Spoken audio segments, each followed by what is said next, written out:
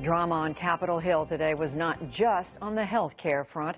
As we reported earlier, the House Intelligence Committee descended into further division over its Russia investigation.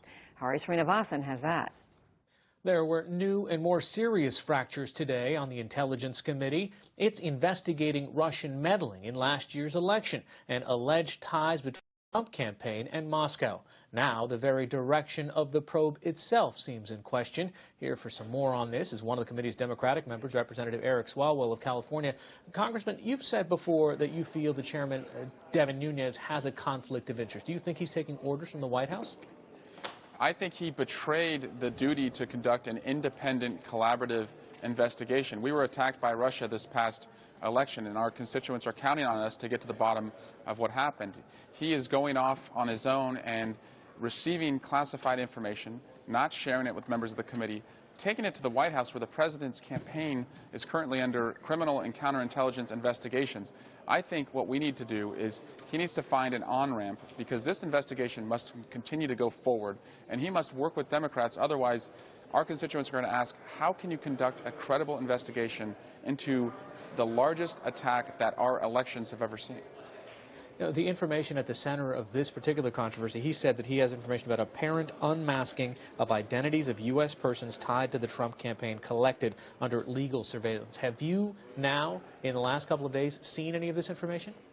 He should unmask this evidence for his colleagues on the Intelligence Committee, and that's what is so disturbing. He told us yesterday, after he apologized for how this happened, that we would see this evidence today.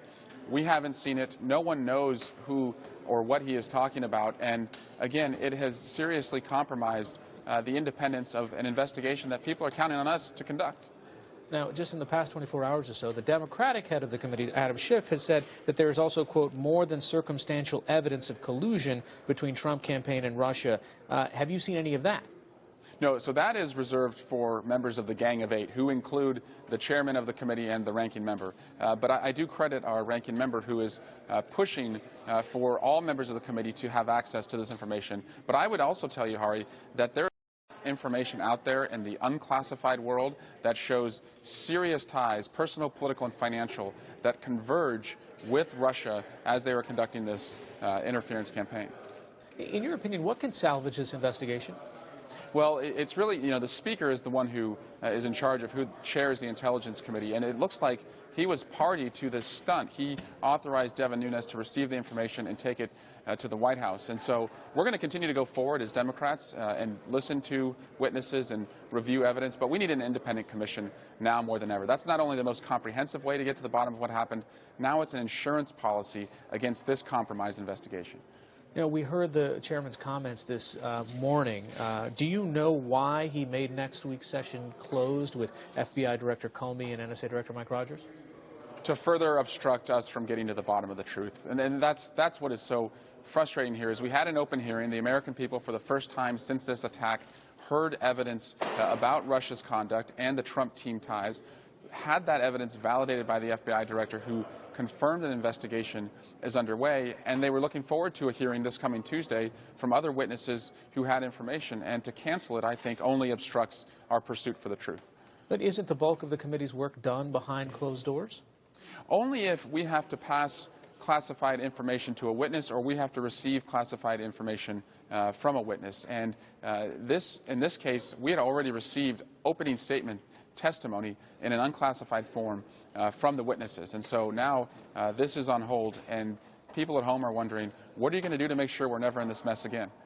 You know, there were reports this afternoon that advisors close to President Trump, Roger Stone and Paul Manafort and Carter Page, they are interested in having a public hearing. They feel essentially that they are under the microscope here and they want an opportunity to address the committee. Is that an option?